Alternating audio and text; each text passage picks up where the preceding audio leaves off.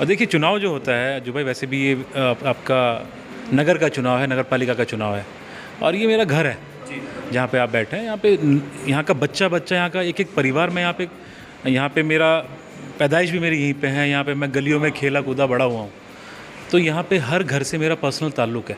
तो 17 अपनी गरीब बहनों की, जिसमें हिंदू भी थी, हमारी हिंदू बहनें भी थी, मुस्लिम बहनें भी थी, 17 बहनों की शादी तो हमने अभी जब आरक्षण वगैरह कुछ आया भी नहीं था तभी करा दी थी। लॉकडाउन में हमने गांव दर गांव जाकर पूरी विधानसभा में हमने राशन बांटा है, हमने कंबल बांटा है। मैंने जैसे आपको बोला कि बसपा का फ्यूचर मेरा बसपा में क्या है वो डिसाइड करता है जब मेरी बहन जी से मीटिंग होगी और मैं इन 3 लोगों को खोलूँगा। और ये अगर मैं नाम नहीं खोल रहा हूँ, ये नाम मैं बहन जी को ही बताऊँगा कि इन लोगों ने मुझे ऐसे ब्लैकमेल करने का काम किया। बताइए, जब मैं विधानसभा का टिकट लेके आ सकता हूँ तो ये क्या है।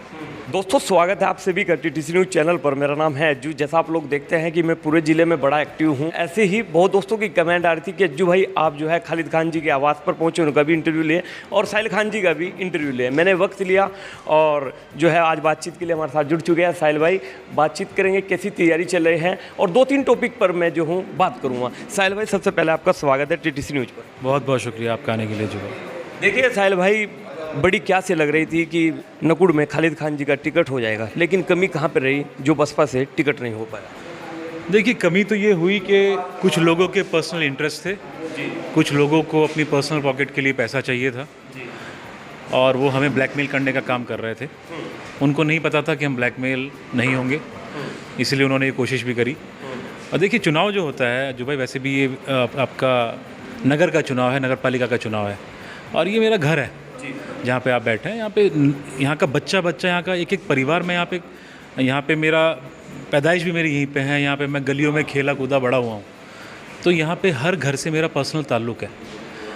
जब ये वाली बात हमने, जब ब्लैकमेलिंग की बात हमने अपनी आवाम को बताई कि इस तरह से हमें ब्लैकमेल किया जा रहा है, तो और हमारे से बहुत बड़ा अमाउंट मांगा गया था, जो मैंने और भी चैनल्स के अंदर बोला है जी। तो हमने बोला कि क्यों ना ये हराम की कमाई एक तरह से उनके लिए हो रही थी और हमारी तो हलाल की कमाई थी, लेकिन वो इसको हराम में कन्वर्ट करना चाह रहे थे। वो हमने सोचा कि क्यों ना वो पैसा जो है वो गरीबों के लिए लगाया जाए, 51 गरीब बच्चों की शादी करा दी जाए। ये वाला टॉपिक चला था। तो जब आवाम ने बोला कि नहीं, आप आगे बढ़िए और हम आपके साथ में और आपको इस तरह से ब्लैकमेल होने की ज़रूरत नहीं है, तो फिर हमने ये डिसाइड किया कि हम इंडिपेंडेंट कैंडिडेट की तरह खड़े होंगे और हमने भी डिसाइड किया कि हम मैदान में उतरेंगे और अपनी बात रखेंगे और अपने काम के दम पे हम वोट मांगेंगे। और हमें पूरी उम्मीद है कि यहाँ पे एक तरफा वोट जो है वो सर्व समाज का, चाहे वो हमारी हिंदू भाई हैं और मुस्लिम भाई हैं, सिख ईसाई जो भी हैं, दलित भाई हैं, वो भी हमें सबके सब वोट देंगे। लेकिन जैसे ही आपका टिकट नहीं हुआ, एकदम आपने अपनी पोस्ट डाली फेसबुक पर, मैंने भी देखी, वो आपने 51 और 90 का एकदम जिक्र किया। उस पर बड़ा हल्ला मचा कि लोग ये भी कहने लगे कि साहिल खान तो बच्चा है अभी राजनीति में, उसको इतना पता नहीं है, ये पोस्ट नहीं डालनी थी, ऐसा लोगों ने कहा। बच्चा कौन है, बड़ा कौन है, वो तो जब रिज़ल्ट आ जाएगा ना तब मालूम होगा। मेरा अल्हम्दुलिल्लाह, जो पहली बात तो हमारा जो परिवार है, सियासी परिवार है। मेरी वालदा राज्य मंत्री रही हैं, ज़िला अध्यक्ष रही हैं, अलग अलग पोस्ट पे रही हैं। मेरे वालिद साहब पूर्व चेयरमैन रहे हैं और हमारे अंदर चालाकी नहीं है। जो काला है उसको काला बोलते हैं, जो सफ़ेद है उसे सफ़ेद बोलते हैं। 90-51 का वही था कि 90 जो मांगे जा रहे थे और 51 हमारी गरीब बहनों की शादी थी। एक तरफ मुझे दिखाई दे रहा था कि चंद लोगों को फ़ायदा हो रहा है, जो मेरे ख्याल से पार्टी को भी नहीं पता होगा, और एक तरफ मुझे दिखाई दे रहा है कि हमारी 51 गरीब बहनों की शादी हो सकती है। तो मुझे लगा गरीब बहनों की शादी करा दें, वो बेहतर रहेगा। ऑफ कोर्स वो तो मैंने बोला ही है जी।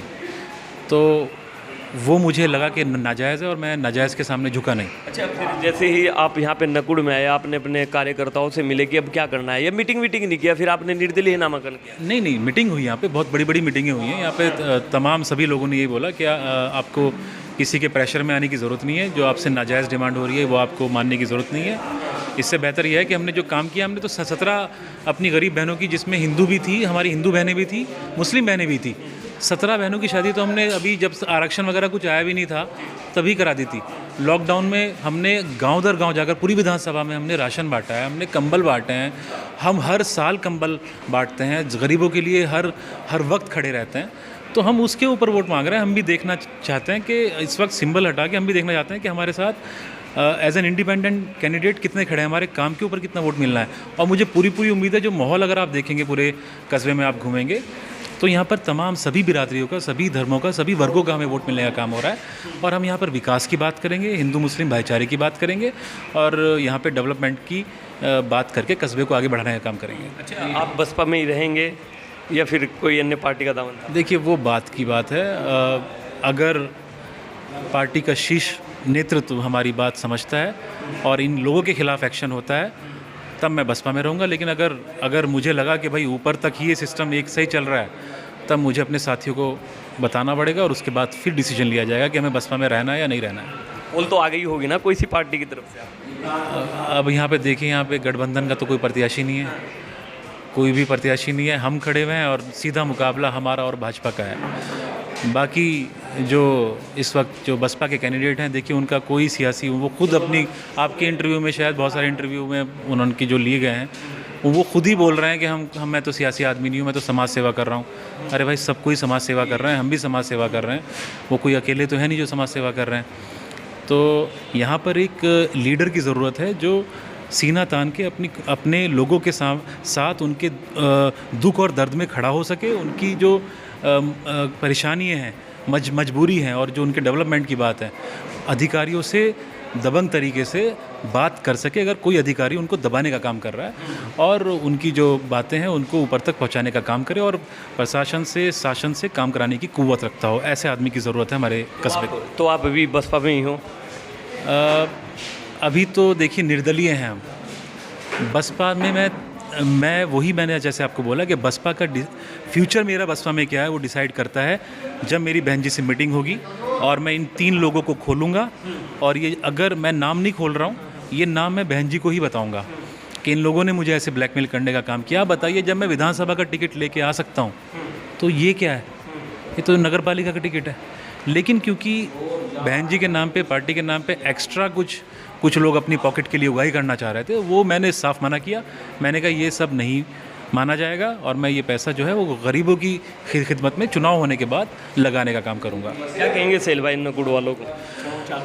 नकुड़ वालों को तो मैं यही कहूँगा कि नकुड़ वाले मेरे परिवार हैं। मेरा यहाँ पर बचपन गुजरा है, मेरे वालिदैन को आप जानते हैं। और चुनाव आ रहा है, हमने कभी कोई हिंदू मुस्लिम की सियासत नहीं करी, जात पात की सियासत नहीं करी। हमारे घर में सब बराबर हैं, हम सबको अपना परिवार मानते हैं और इस वक्त हमें आपकी बहुत ज़रूरत है।